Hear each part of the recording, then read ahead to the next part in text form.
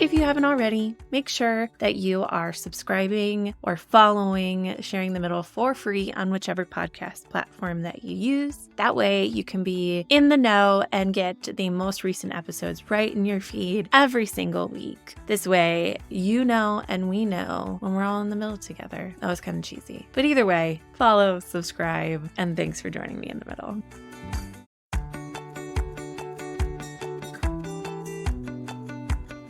Welcome to Sharing the Mddl, where recovering perfectionists, overachievers, and anyone in the middle of a struggle come together and learn to embrace the messy middles of life. I'm Lacey, your friend in the middle and guide, whose claim to fame this week is accepting help when she needed it. I had a really rough day on Saturday, and instead of trying to push through or, frankly, knock myself down more, I just let myself be what I needed to be and accepted help. And you know what?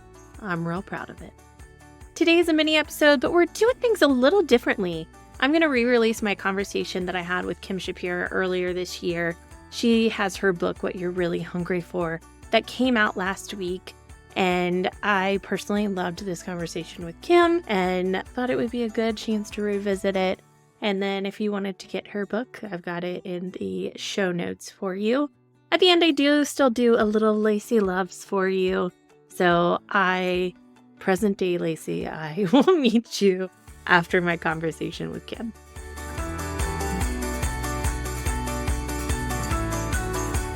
Today, I'm joined by Kim Shapira. She's a registered dietitian with a background in human metabolism, clinical nutrition from Boston University. She helps people become their best self physically, emotionally, spiritually, and medically. She does this through a method of 6 simple science-based rules to help people along their journey to a normal relationship with food. She believed that health starts with you, and a balanced lifestyle of sustainable wellness is achievable. Hi, Kim.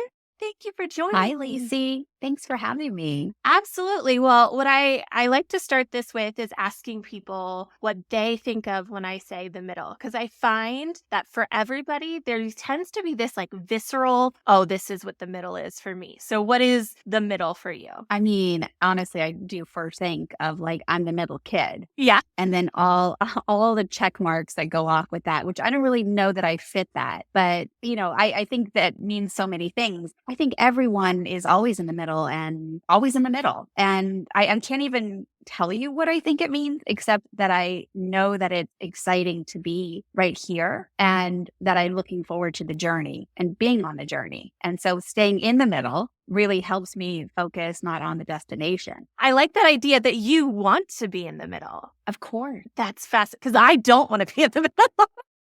I do want to be in the middle. I do. Okay.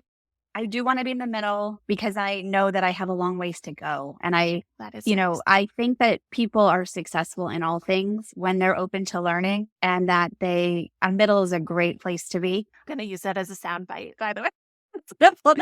A middle is a great place to be. I love it. I love it. I also love that your first thought is middle child, because I am not a middle child. I know earlier you and I were chatting before I hit record about how I look at my life and I'm in the middle, but I'm the youngest. And I think that comes across in a lot of different ways. Check. But that middle child, especially middle child syndrome and whatnot, because they don't want to be in the middle either. I guess I liked it. So that's funny. But I'm not a typical middle. So you're not like the peacemaker, not trying to make everybody happy, make yourself be seen, that type of thing. I feel like those are the two things, right? You're either like the peacemaker or you're the one that's trying to make everybody, or like trying to stand out to get attention. Yeah, it's interesting. Okay, well, that's just part of my journey, right? So like I'm super excited to be seen, where I have always been afraid to be seen. And that is a journey in itself. Yeah. So, maybe that is, very middle, but I have a middle kid and I think, wow, we're not at all the same. My middle kid thinks she's my mom from like in this life, and she probably was in a past life. And it's like the strangest thing. Like I'll say to her, Sophia, watch how you cross the street. And she looks at me and she's like, you watch how you cross the street. And I'm like, what? What just happened? Like, who's mom here? But anyway. There's some really good managerial skills right there. Standing up first. Oh boy. I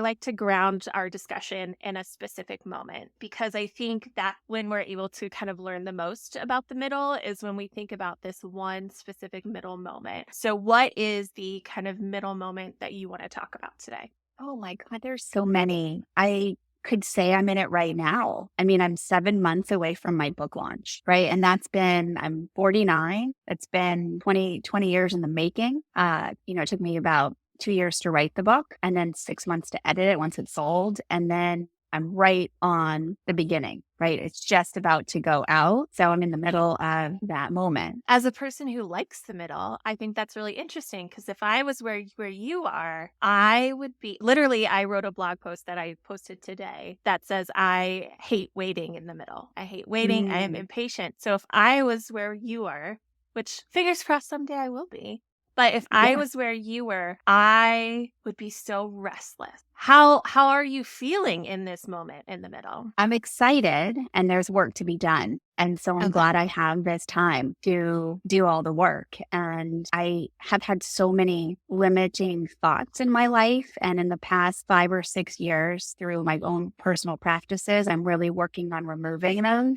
So the sky is the limit. And I have basically 7 months to take on opportunities and just push myself to new limits. And so that's where I'm at. So I just have the book is one moment, but like all these moments are like the journey. So that's where I'm at. It's so interesting to me that we are on such different ends of the spectrum of like, I would be, so anxious. Now, I do want to say that I appreciate there's work to be done. Yeah. Do you think that focuses that energy at all? I would say it helps me remain unaffected, right? So that's some of the work that I've done is to be able to really put pause and to recognize opportunities on what I need to challenge myself in. That's the exciting part. Like I literally remember the first time I did a radio show thinking, oh my God, I'm scared to death. Like what the heck is happening? I've been in private practice for over 20 years. I don't come out of my office. Nobody knows who I am. And now I'm going to do a radio show. And what if I screw it up? And then I took a deep breath and I'm like, wait a minute, I'm actually the expert.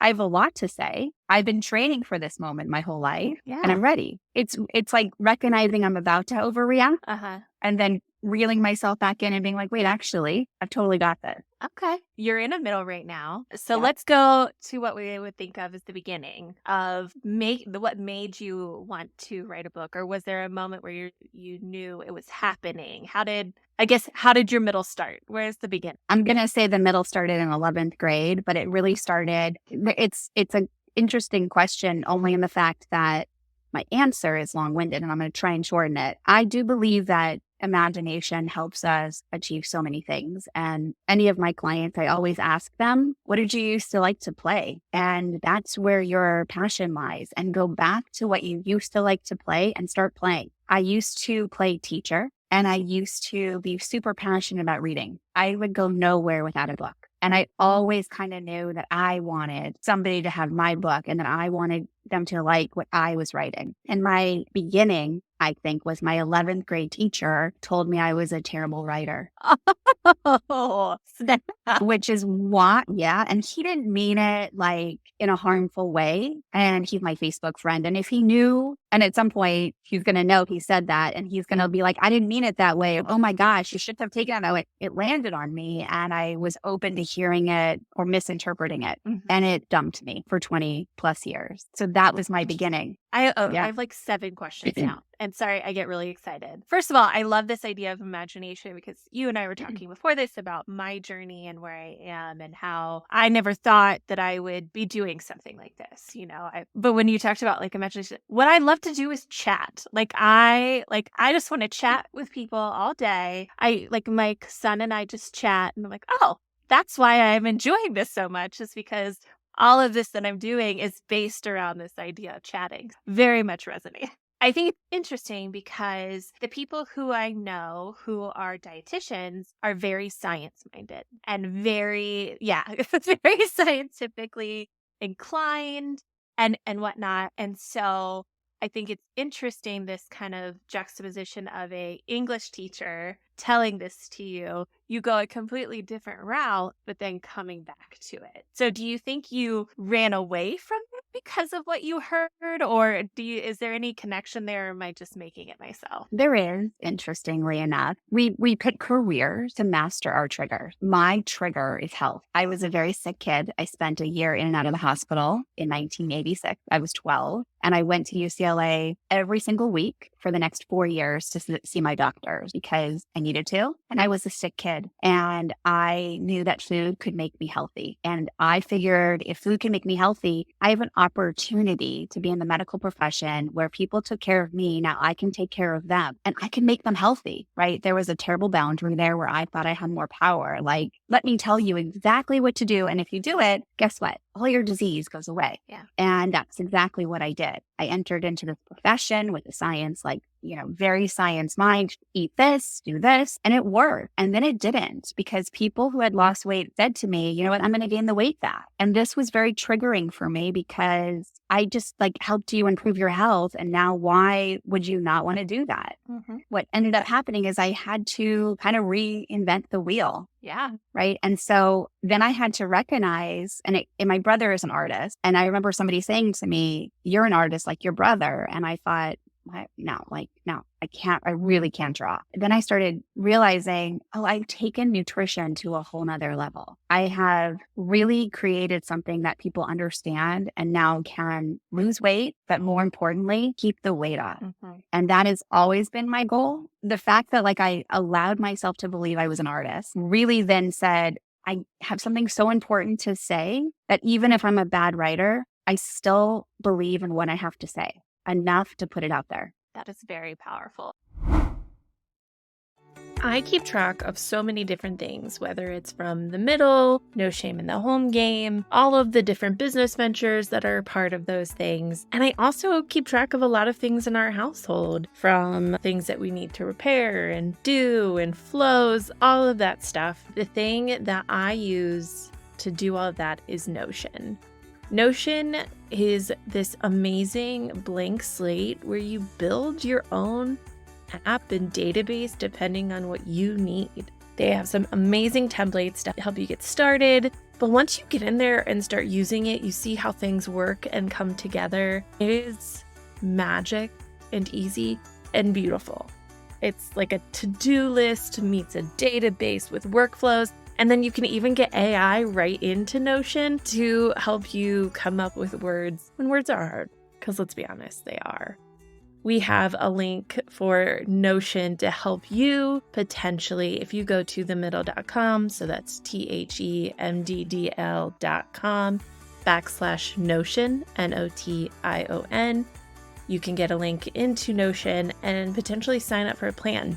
Now, they do have free plans and paid plans. If anything, go get a free plan because it is so cool and you'll fall in love like me and become a Notion advocate. I want to dig in a little bit more on what you were saying about health and weight and whatnot. One, because I'm getting that a lot right now. Like, well, what are you eating? And it's always from a good place. Everybody wants to help. Honestly, food is not a priority right now. It is a moment of sustenance for me. It is about convenience and getting it and then moving on. I made myself a salad today with a salad kit that I got in those groceries that I got and put away. Thank you very much.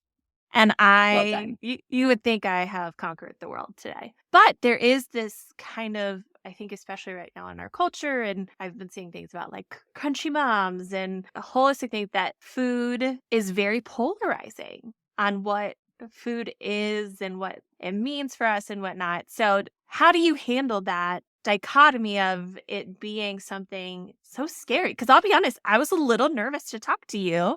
Because I've dealt with weight my whole life, I've been on some diet, on and off a diet since I was 12, and so it was only really until the past year that I've really tried to focus in on more intuitive eating and listening to my body and whatnot. So I feel like I just unloaded a lot of my own baggage on you in this moment. I'm glad you got vulnerable with me. And I think, first of all, what you need to know is that, in fact, triggers develop in the first 6 years of our life. And then we work on the rest of our life mastering them. And there's that remaining uninfected piece, right? Mm-hmm. We develop new triggers when something very traumatic happens to us. 9/11, in my case, being 12 and very sick in my case, COVID in everyone's case, right? Nobody is coming out of COVID unaffected by it. We will work on mastering it. We pick careers and spouses to help us. The word diet, I even sing a dietitian, even some of my friends might feel this way and hopefully they don't. The word fat, weight loss, it's very triggering for many people. I have 6 rules. I call them rules on purpose because they're triggering. What they really are is a set of values. I'm the kind of person who gets up and brushes my teeth before I leave the house. That's a value of mine. It's also a rule. It's like a hard rule. I don't have shame. I don't persecute myself if it doesn't happen exactly the way I want it to. But it's so important that I had to train myself to make it happen, right? We train our kids to wash our hands after we pee. It's a rule.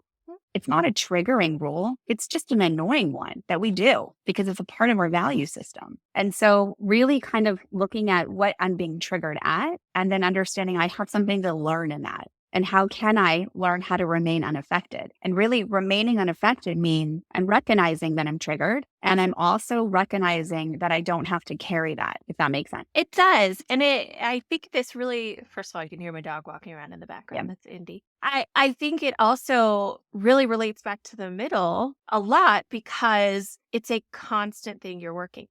There's no set beginning and end, I guess, with the exception of life. You always have to eat. You can't just avoid it. You have your body and whatnot. And so figuring out how to manage those triggers is never going to stop. It's not going to stop. It's just you're going to have a toolbox. Like, for instance, I would say like there's Lacey's emotional human being and she's living inside of her body. Right? And you just need to separate the two. And your body is really self-regulating and self-healing, and it gives you cues all day long. You have to pee, you have to eat, you have to sleep. You're a little stressed right now. You need to take a deep breath, right? And then we have these human experiences that our body's reacting to. But if we can get really good at saying, you know what, body, I love you. Thank you so much for just providing for me every day. I want to protect you the way you protect me. I'm going to honor you. And if we're tired, I'm going to rest today. If I'm not tired, I'm going to move a little harder. But there are some things that are just not negotiable. And one of them is loving ourselves. Another one is honoring ourselves and honoring what our body needs, drinking water, getting sleep, eating food, and moving our body every day, non-negotiable. What's flexible is how that all gets done. You just hit my heart really hard because, we've talked about I'm going through some health issues right now. I, for a long time, and still don't, frankly, trust my body. So that when you were talking about that and about listening to your listening to your body and honoring it, honestly, you know what? That's a lie. I, in the past 2 months, as I've been going through these health issues, have listened to my body more than I ever have and trusted in it. I think I've done such a big job of self-gaslighting, I guess, is the way of being like, no, nothing's wrong with me. Nothing's wrong. Nothing's wrong. I'm crazy. I'm making this up. It's in my head. And really the past, I've been learning like, oh, nope, I feel this. I have to lay down. Oh, I feel this. I need to do that. And so that was kind of a big breakthrough for me. Just sat there with you of that maybe this journey I'm on is going to help me in a lot of other ways in that I am starting to trust and listen to my body. I mean, there's a lot of emotions we go through, right? But emotions only actually last 90 seconds. So if we don't engage in them, they drop away. Moods can last days, but emotions only 90 seconds. It's like just recognizing, okay, I'm having a little stress. I'm going to take a deep breath. It's going to pass. I mean, even before we started or you press record and, at whatever time of day it is, how many emotions have you had today? Oh, I'm full of emotions. But we don't remember them. We don't remember them. But our body responds to every single one of them. And our mind's job is to help us survive in the most pleasurable way every second of the day. And so our mind lies to us all the time. The only thing we can trust is our body. Thank you for all of the insight that you just gave me. But I do want to kind of pause. I like to end on or kind of have this moment of a life lesson or a takeaway that you would give to somebody who's either in your situation now or you're kind of in that middle of waiting for things to happen or your 11th grade self, maybe. What would be kind of a piece of advice or life lesson you would want to impart? God, I love all those ideas. I would say my greatest life lesson at this age is confidence, right? Learn fake it, figure out, hire anybody who can help you in your own world develop confidence. There's nothing worse than not feeling good enough or not capable enough or imposterish. We're all artists. We all have something to say, you know? Awesome. Thank you, Kim. It's been so nice talking to you. What would you like to plug? How can our people find you? All that good stuff. You can follow me on Instagram, which is at Kim Shapira Method. You can go to my website, which is kimshapiramethod.com. You can, pre-order my book, which is coming in July. It's called This Is What You're Really Hungry For. I have private clients and group sessions if anyone's interested in that. And really, I'm very open. So if you have any questions or concerns, DM me. I want to help. Awesome. Well, thank you so much for your time today. This was very helpful for me personally, and I'm excited for people to hear it. Thanks, Lacey.